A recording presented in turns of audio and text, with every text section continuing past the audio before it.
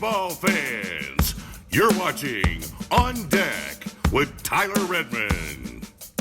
If you don't already know, the Braves had lost 4 consecutive games, tying their streak for the longest losing streak they've had all year long.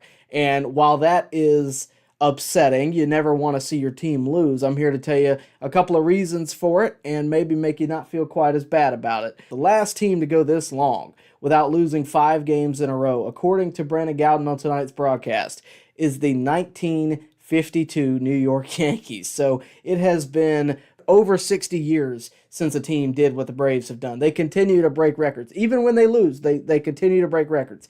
And the other thing, I mentioned this last week. I thought this might happen. I didn't think they'd go on to lose 4 in a row, but I thought you might see them do what they've been doing for the past week. Let's talk about the Braves going forward. Of course, they sit at 96 wins, likely going to hit 100 wins, could potentially do more than that. But they also could pump the brakes. And what I mean by that is they've kind of done what their first goal was. You know, Snitker mentioned checking boxes off, the first being the division. They've done that. They can kind of pump the brakes. They can rest their guys, right? And I think that is going to be more of a common occurrence now that the division is settled.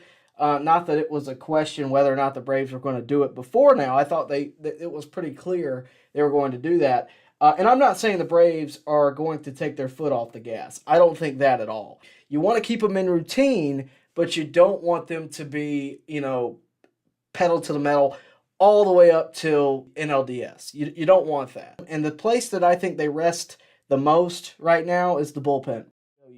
But I told you last week that this could happen. What did I tell you? I told you that I thought the Braves may pump the brakes. And a lot of you were like, Tyler, no, they're not. There's no way they do that. Well, here's what I mean. I have every single pitcher that has thrown prior to tonight's game. And tonight's game pretty much saw a standard pitching performance. Of course, you saw Spencer Strider, then you saw A.J. Minter, and they were up by 6 at that point, so Joe Jimenez came out. That's 5 games in a row at least without Raisel Iglesias. So the reason I literally wrote every pitcher down, I wanted to prove a point here.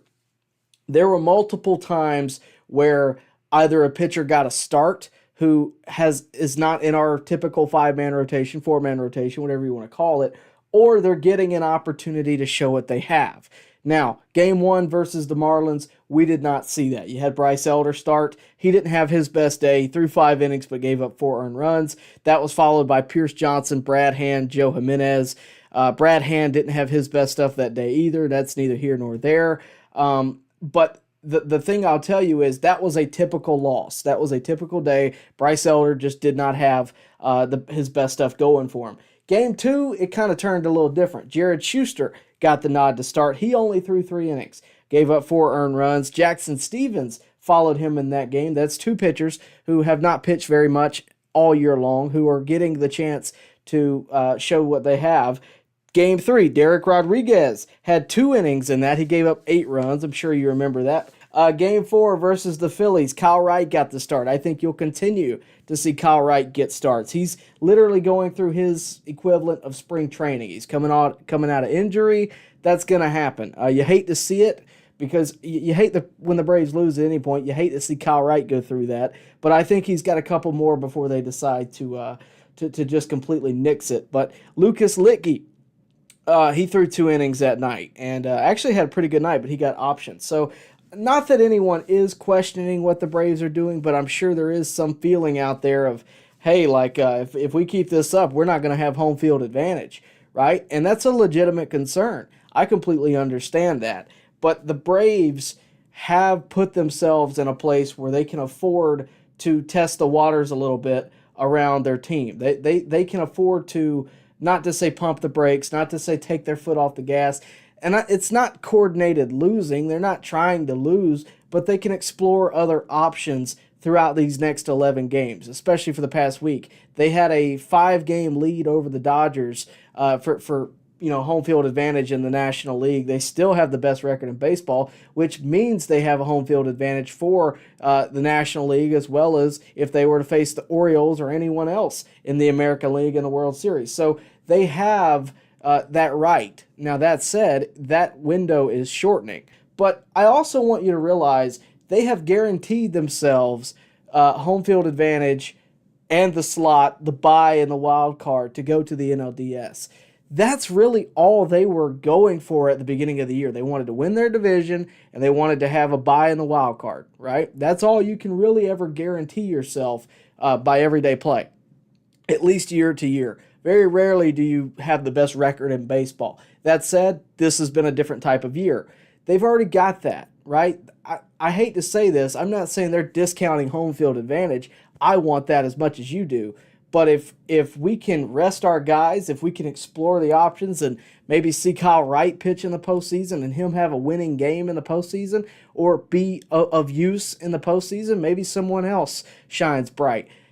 It's not like our guys have shown a lot of depth. So I don't mind them exploring other options and seeing who's hot right now. Who can I put on the postseason roster or the NLDS roster that's going to benefit us in that series, right? I don't mind them doing it. And because I don't think it's that big of a risk, I think that the Braves, based on their schedule that they have ahead, could snap right back in, and their offense is going to carry them to wins by themselves most of the time. That said, I know most of you don't feel that way. Most of you want them to continue to perform to the level they've been performing all year. So I get that. I 100% understand where you're coming from. I would like them to keep playing as if they didn't clinch the division, right? You never want to see them lose 4 in a row. But I also don't believe that the Braves are going out there just, okay, well, we'll kind of play. No, I think they're still performing at a great level. I don't think the offense is necessarily throwing it away. I just think the Braves have explored other opportunities. Now, they haven't amounted to much success. I will gladly give you that. But I think they are exploring other opportunities, seeing who else they have in the postseason. Because, look, guys, not to mention, I also want to mention this. You're giving your starters rest, right? So Jared Schuster threw the other day. Of course, Bryce Elder, Kyle Wright, those are 2. But there will be more. I think you'll have Vines throw. I think you'll have Alan Winans throw. Wouldn't surprise me if more came up. A.J. Smith-Shawver before the end of the year. It gives them a little bit more major league experience with little to lose, but it also benefits your starting guys. Charlie Morton, Bryce Elder, and Spencer Strider have thrown an awful lot of innings this year. They have thrown a tremendous amount of innings this year. If you're giving them an extra day's rest to give A.J. Smith-Shawver or Jared Schuster or Kyle Wright a start, and Kyle Wright's the real oddball there, I think they really want to see what he's got and give him every opportunity that he's earned. By far, he had the most wins in baseball last year. He has earned it to get the opportunity to possibly make the postseason rosters.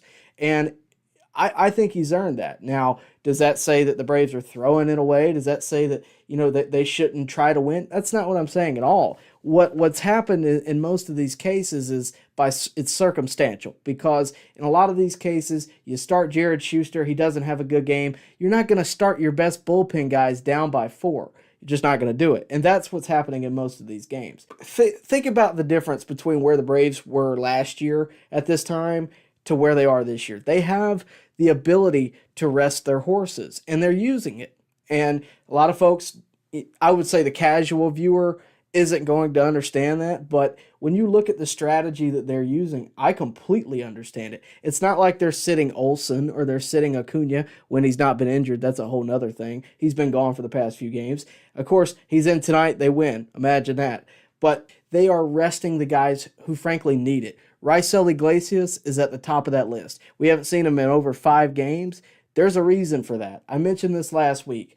He was the reliever of the month in August. In September, the complete opposite. He has not been on, and I would prefer them rest him and don't use him needlessly when someone else fits the bill. They are basically running tryouts for the postseason. That's what I want you to look at this past week for, right? Look at who's pitched and look at who's done well. And guys, they look at this with a different set of eyes. They look at this with, where could he be in 3 weeks? Not what is he right now. They look at it, where is he going to be in 2 or 3 weeks? Kyle Wright is on that list. Raisel Iglesias is on that list. And they're also narrowing down, okay, who's going to make my postseason roster? We spoke the other day. Y'all were asking me, who do I think is going to make the postseason roster? Does Jesse Chavez make the postseason roster?